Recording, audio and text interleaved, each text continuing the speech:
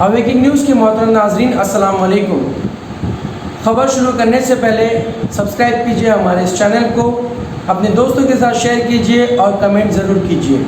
آج ہم ایک ایسی ہستی کے بارے میں بات کرنے جا رہے ہیں جن کی بدولت آج ہم آزادی سے سانس لے رہے ہیں۔ جی تو ہم بات کر رہی ہیں ڈاکٹر علامہ محمد اقبال کی۔ آپ 9 نومبر 1877 کو سیالکوٹ میں پیدا ہوئے۔ شاعر مشرق جب پیدا ہوئے تو وہ کو سونے کا چمچہ لے کر اس دنیا میں تشریف نہیں لائے تھے، وہ بھی عام لوگوں کی طرح اس دنیا میں، لیکن فرق یہ ہے کہ انہوں نے اپنی زندگی عام لوگوں کی طرح نہیں گزاری۔ وہ بچپن سے ہی بہت ذہین تھے۔ ان کی والدہ انہیں پیار سے بالغ کہا کرتی تھی۔ انہوں نے اپنے بیٹے کی تربیت میں کوئی کمی نہیں چھوڑی تھی۔ جب آپ نومولود تھے تو آپ کی والدہ کو وہم ہو گیا کہ آپ کے والد جس افسر کے ہاں کام کرتے ہیں وہ لوگوں سے رشوت لیتا ہے۔ آپ کی والدہ آپ کو حرام نہیں کھلانا چاہتی تھی۔ اپنے زیور فروخت کر کے ایک بکری خرید لی اور اس بکری سے اپنے بچے کا پیٹ پالا کرتی تھی، اور جب تک انہوں یہ یقین نہ ہوا کہ اقبال کے باپ نے وہ نوکری چھوڑ دی، انہوں نے اس کما سے ان کو ایک نوالا بھی نہ کھلایا۔ وہ چاہتی تھی کہ ان کا بیٹا کو غلط کام نہ کرے، اس لیے بچپن سے ہی ان کو حلال کی تربیت دی گئی۔ دراصل علامہ اقبال کا پورا نام شیخ محمد اقبال تھا۔ اقبال تخلص تھا۔ آپ کے والد کا نام شیخ نور محمد تھا۔ اقبال کے ابا و اجداد کا تعلق کشمیری پنڈتوں کے ایک خانوادہ سے تھا جس نے ایک مسلمان بزرگ کی تبلیغ سے متاثر ہو کر اسلام قبول کر لیا تھے۔ شیخ نور محمد دیندار آدمی تھے اور وہ دینی تعلمات کو ہی اقبال کے لیے بہتر سمجھتی تھے۔ جب آپ بسم اللہ کی عمر کو پہنچے تو آپ کے والد آپ کو محلے کی مسجد کے درسگار مولانا ابو عبداللہ غلام حسن کے پاس لے گئے۔ وہاں سے آپ کی تعلیم کا سلسلہ شروع ہوا۔ تقریباً 1 سال بعد آپ کو مولانا میر حسن نے دیکھا تو آپ کے والد کے پاس گئے اور ان سے کہا اپنے بچے کو صرف اس تعلیم تک محدود مت رکھے، اس کے لیے جدید تعلیم بھی بہت ضروری ہے۔ انہوں نے خواہش کی کہ اقبال کو ان کے سپرد کر دیا جائے۔ جب ان کا اصرار بڑھ گیا تو اقبال کو ان کے تربیت میں دے دیا گیا۔ وہاں اقبال نے اردو، فارسی اور عربی ادب کا مطالعہ شروع کیا۔ اسی طرح وقت گزرتا گیا۔ مولانا نے اسکاچ مشن اسکول میں پڑھانا شروع کیا تو اقبال کو بھی وہاں داخل کروا لیا۔ جب وہ میٹرک میں تھے تو ایک دن فقیر نے ان کے گھر کے باہر صدا لگائی، اللہ کے نام پر۔ اندر سے آواز آئی، معاف کرو بابا۔ فقیر ذرا اونچا سنتا تھا، لہذا اس نے پھر قدر اونچی صدا لگائی، اللہ کے نام پہ بابا۔ اندر سے ایک لڑکا بہت غصے میں باہر آیا اور کہا تو ہے، معاف کر بابا، اور تاؤ ہے کہ ایک ہی صدا لگایا جا رہا ہے، جاتا کیوں نہیں؟ اندر سے انے والا بچوا اور کوئی نہیں، محمد اقبال تھے۔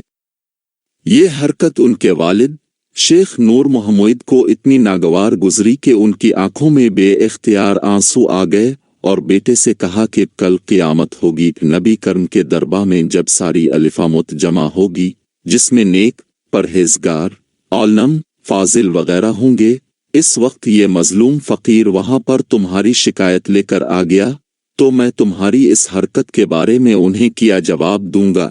والد کی یہ بات سن کر اقبال سر جھکائی شرمندگی کے باعث کھڑے رہے۔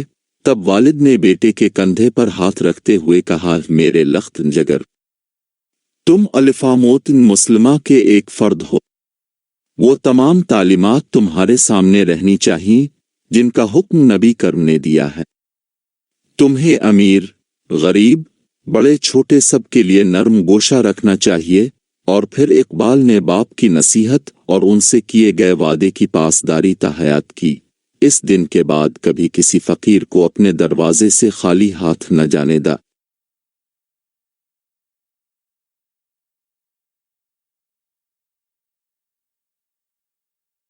مئی 1893 میں اقبال نے میٹرک کیا۔ 1895 میں FA اور مزید تعلیم کی غرض سے لاہور تشریف لے آئے۔ گورنمنٹ کالج لاہور میں BA کی کلاس میں داخلہ لیا اور ہاسٹل میں رہنے کو ترجیح دی۔ اپنے لیے عربی، فلسفہ اور انگریزی کے مضامین منتخب کیے۔ انگریزی اور فلسفہ گورنمنٹ کالج میں پڑھتے और अरबी पढ़ने ओरिएंटल कॉलेज जाते जहां मौलाना फैज अल हसन सहारनपुरी जैसे बेमिसाल उस्ताद तशरीफ रखते थे। आपने BA पास किया और MA फ़लसफ़ा में दाखिला लिया। यहाँ प्रोफेसर TW आर्नल्ड का साथ मुयस्सर आया जिन्होंने आगे चलकर इकबाल की इल्मी और फ़िक्री ज़िंदगी का एक हतमी रुख मुतय्यन कर दिया। मार्च 1899 में MA का इम्तिहान दिया और पंजाब भर में ओल पोजीशन हासिल कर ली। इस दौरान शायरी का सिलसिला भी परवान चढ़ता रहा, लेकिन वो मुशायरों में जाने को कम ही तरजीह देते थे। नवंबर 1899 की एक शाम कुछ बेतकल्लुफ़ दोस्त, जिन्हें इकबाल का हम जमात कहा जा सकता है, उन्हें हकीम अमीन अल दीन के मकान पर एक महफिल मुशायरा में ले गए। बड़े बड़े सिक्का बंद असातिज़ा अपने शागिर्दों की एक कसीर तादाद समेत शरीक थे। सुनने वालों का भी एक हुजूम था। इकबाल चूंकि बिल्कुल नए थे, इसलिए उनका नाम मुब्तदियों के तौर पर पुकारा गया।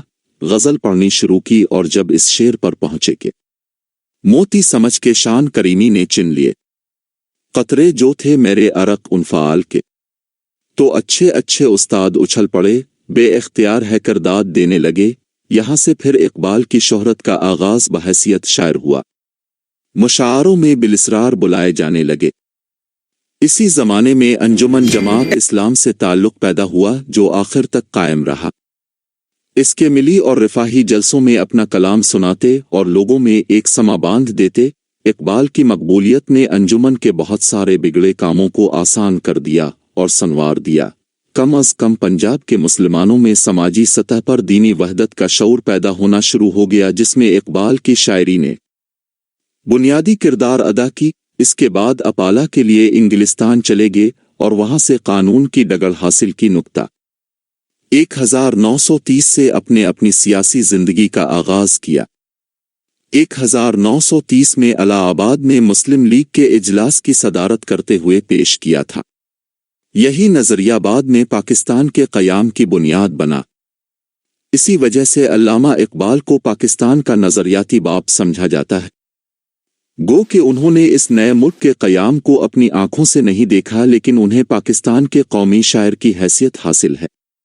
नहीं तेरा नशेमन कसर सुल्तानी के गुंबद पर, तो शाही है बसेरा कर पहाड़ों की चट्टानों में।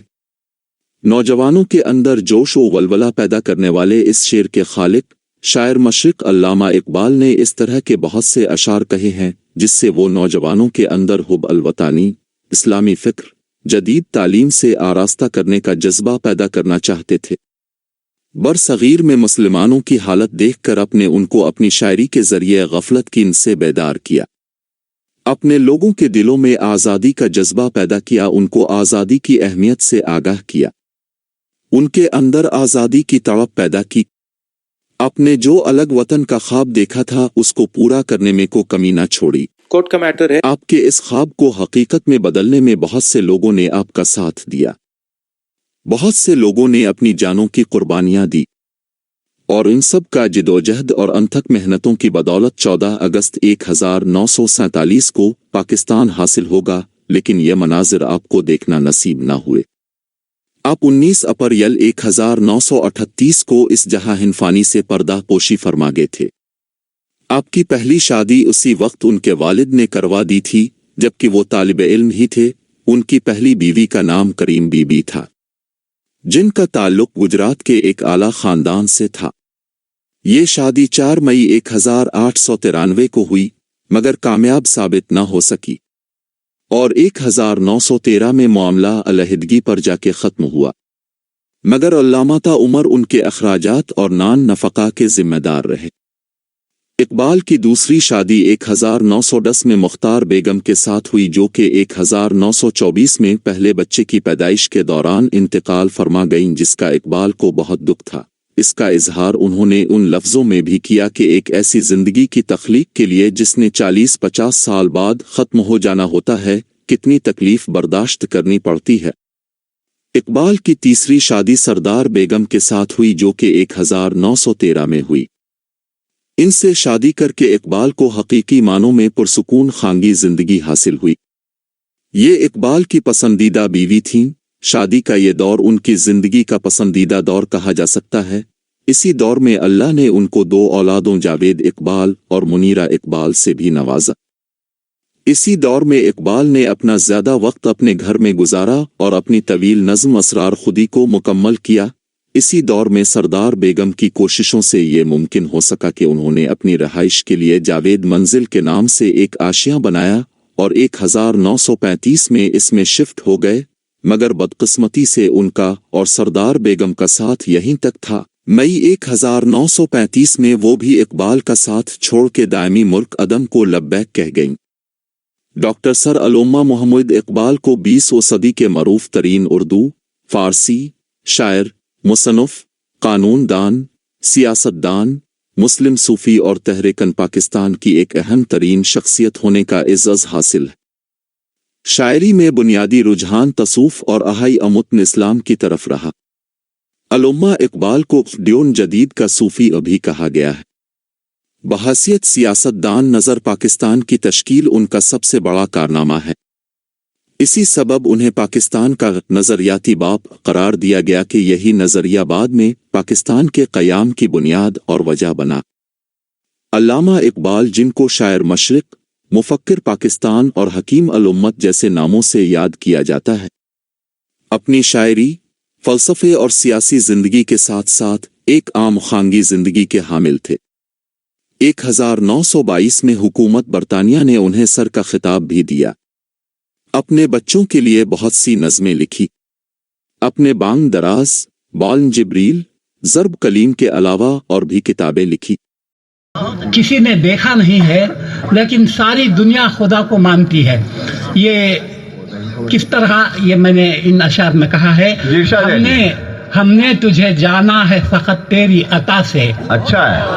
हमने तुझे जाना है फ़कत तेरी अता से, सूरज के उजाले से, फ़ज़ाओं से, खला से, चांद और सितारों की चमक और ज़िया से, जंगल की खामोशी से, पहाड़ों की अना से, पुरहौल समंदर से, पुरस्रार घटा से, बिजली के चमकने से, कड़कने की सदा से, मिट्टी के खजानों से, अनाजों से, ग़िज़ा से, बरसात से, तूफान से, पानी से, हवा से, हमने तुझे जाना है फ़कत तेरी अता से। अरे बहुत अच्छे जैसी। गुलशन की क्या बात है। गुलशन की बहारों से तो कलियों की हया से, मासूम सी रोती हुई शबनम की अदा से, लहराती हुई बादे सहर बादे सबा से, हर रंग के हर शान के फूलों की खबा से, चिड़ियों के चहकने से तो बुलबुल की नवा से, मोती की नजाकत से तो हीरे की जिला से, हर से झलकते हुए फन और कला से, हमने तुझे जाना है फ़कत तेरी अता से। बहुत अच्छे। दुनिया के हवादिस से, जफाओं से, वफा से, रंजो गमो आलाम से, दर्दों से, दवा से, खुशियों से, तबस्सुम से, मरीजों की शिफा से, बच्चों की शरारत से तो माओं की दुआ से, नेकी से, इबादत से, लग़्ज़िश से, ख़ता से, खुद अपने ही सीने के धड़कने की सदा से, रहमत तेरी हर गम पे देती है दिला से, हमने तुझे जाना है फ़कत तेरी अता से। बहुत अच्छे, बहुत अच्छे। और आखिरी बंद है, इब्लीस के फितनों से तो आदम की खता से, औसाफ बराहीम से, यूसुफ की हया से, और हजरत अय्यूब की तस्लीम और रजा से, ईसा की मसीहाई से, मूसा के असा से, नमरूद के फिरौन के अंजाम फना से, काबे के तक़द्दुस से तो मरवा और सफा से, तौरात से, इंजील से, कुरान की सदा से, यासीन से, ताहा से, मुज़म्मिल से, नबा से, एक नूर जो निकला था कभी गारे हिरा से, हमने तुझे बहुत अच्छे। वाह वाह वाह।